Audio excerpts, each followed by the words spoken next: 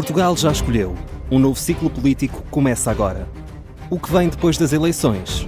Aceda à informação que não cabe numa manchete. Assine hoje, com até 55% de desconto, e habilite-se a ganhar um dos 10 cartões oferta FNAC que temos para oferecer. Tudo em observador.pt.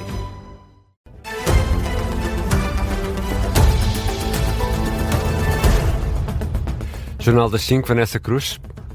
O Governo sublinha que está do lado da estabilidade. É uma resposta indireta a Pedro Passos Coelho. Foi depois de um Conselho de Ministros marcado pelo alargamento de apoios a todo o território nacional, na sequência do mau tempo, mesmo aos municípios sem situação de calamidade. Vamos em direto até à sede do Governo em Lisboa. Beatriz Félix, confirma-se que os apoios vão ser para todos os concelhos que tiveram danos. Confirma-se sim, Vanessa, os apoios vão ser alargados a todo o território nacional. António Leitão Amaro fala então na continuação do esforço de não deixar ninguém para trás e, apesar de dizer que não se deve criar uma imagem do Estado como principal segurador, reconhece ainda assim que há outras situações pontuais que merecem ter acesso a apoios e por isso mesmo anuncia a decisão do Governo. Para além daqueles cerca de 90 que, por definição, estão abrangidos em todo o seu território, no resto do território nacional é possível beneficiar deste regime de apoios e de celeridade processual, de rapidez processual, se o dano concreto, aquela operação e por isso a reconstrução, for identificada e confirmada como estando ligada a esta sequência de tempestades.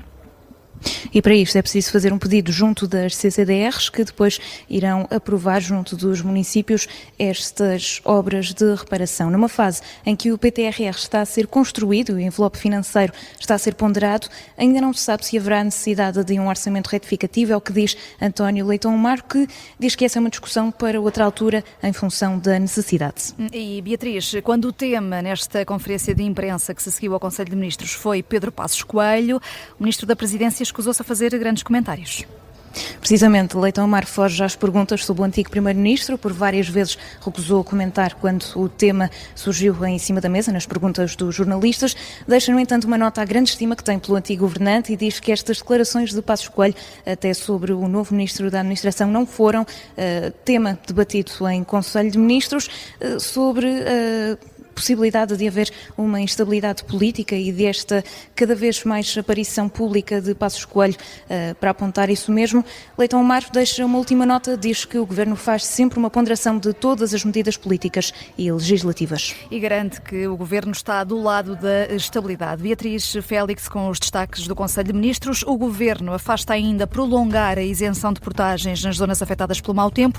O Chega disse ontem que vai avançar com uma proposta nesse sentido para haver isenção até ao final do ano. Neste Conselho de Ministros foram ainda aprovados prazos mais curtos para os pagamentos do Estado e mudanças nos juros de mora. Entretanto, já teve alta esta tarde o Ministro das Finanças. Mas só retoma o trabalho em pleno na próxima semana. A indicação dada pelo Ministério e pelo próprio Joaquim Miranda Sarmento. O Ministro esteve internado durante mais de 24 horas no Hospital de Santa Maria, em Lisboa. Teve um acidente isquémico transitório que dá sintomas semelhantes ao AVC, mas é menos grave e não deixa sequelas. Miranda Sarmento garante que está bem, fica só mais uns dias em repouso. Numa publicação nas redes sociais, agradece ainda aos profissionais do Serviço Nacional de Saúde.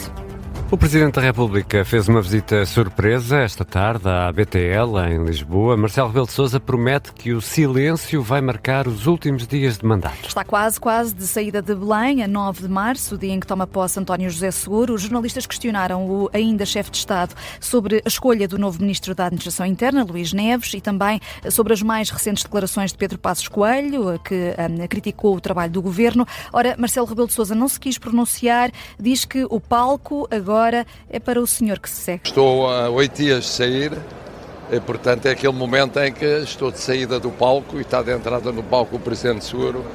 Eu neste momento não comento nada da vida nacional ou internacional.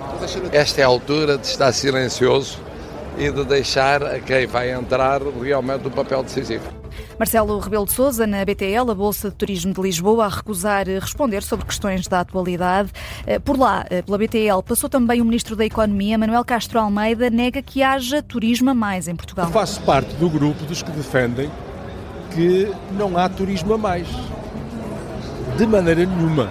O turismo ainda tem espaço para crescer. Eu não nego que numa ou outra zona do país, numa ou outra semana do ano, possam ter uma sobrecarga excessiva de turistas.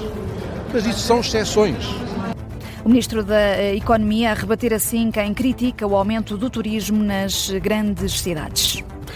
E há outras notícias a marcar a tarde desta quinta-feira, 26 de fevereiro. Quase um mês depois, a EDP anuncia que já foi restabelecido a 100% o abastecimento de eletricidade aos clientes afetados pelo mau tempo. A área metropolitana de Lisboa fez hoje também um balanço dos danos, mais de 250 milhões de euros. Só nos concelhos de Lisboa, Louros e Setúbal os prejuízos rondam os 30 milhões, mas como percebemos, a área metropolitana é bem maior e daí que os prejuízos sejam na ordem das 200 de milhões de euros. A Caixa Geral de Depósitos acaba de revelar lucros, aumentou em 10% no ano passado para 1.900.000 euros. O Banco Público vai entregar dividendos de 1.250.000 euros ao Estado. Ainda nesta síntese de notícias, o projeto piloto de cuidados continuados domiciliários vai ser alargado às unidades locais de saúde que queiram aderir. Até agora o projeto foi desenvolvido apenas em 5 unidades, abrangeu em média 550 utentes por dia. Com este alargamento a nível nacional, mais de 1.830 pessoas podem vir a beneficiar dos cuidados continuados ao domicílio. É pelo menos essa a estimativa dos Ministérios da Saúde, da Segurança Social e das Finanças. Hoje mesmo, um estudo da entidade reguladora da saúde alerta que em 2024 houve 53% de mortes antes de os utentes serem admitidos em unidades de cuidados continuados no Serviço Nacional de Saúde. As associações do setor queixam-se de subfinanciamento. Algumas dizem mesmo que vão fechar ao longo deste ano. O Governo tem estado a apostar mais nos cuidados continuados em casa, os cuidados continuados domiciliários. Retomaram há cerca de meia hora as negociações nucleares em Genebra entre os Estados Unidos e o Irão, depois de uma pausa de 3 horas. Nesse interregno, os norte-americanos estiveram noutra frente de negociações com a Ucrânia. Voltaram agora ao encontro com os iranianos. Os Estados Unidos exigem o desmantelamento de 3 instalações nucleares e querem receber todo o urânio enriquecido. Donald Trump tem ameaçado um ataque ao Irão. Ainda nos Estados Unidos, Hillary Clinton está a esta hora a depor perante a Comissão do Congresso norte-americano que está a investigar o caso Epstein. A ex-secretária de Estado afirma que não tem informações sobre as atividades criminosas de Jeffrey Epstein, diz até que nunca se lembra de o ter conhecido e publicou nas redes sociais a declaração inicial que fez nesta Comissão do Congresso dos Estados Unidos. O Futebol Clube do Porto vai tentar consolidar a liderança do campeonato já amanhã, na recepção ao Aroca. Na antevisão, o treinador Francesco Farioli elogiou o trabalho de Vasco Seabra, ao leme da equipa adversária. O técnico azul e branco ainda não pode contar com os defesas Tiago Silva e Martim Fernandes, estão lesionados. Também Borja Sainz está fora dos convocados, devido ao falecimento também. O central polaco Jacob Kiwior recuperou e está disponível. O Futebol Clube do Porto Aroca, amanhã às 6h45. Também amanhã o Sporting recebe o Estoril Praia, em Alvalade.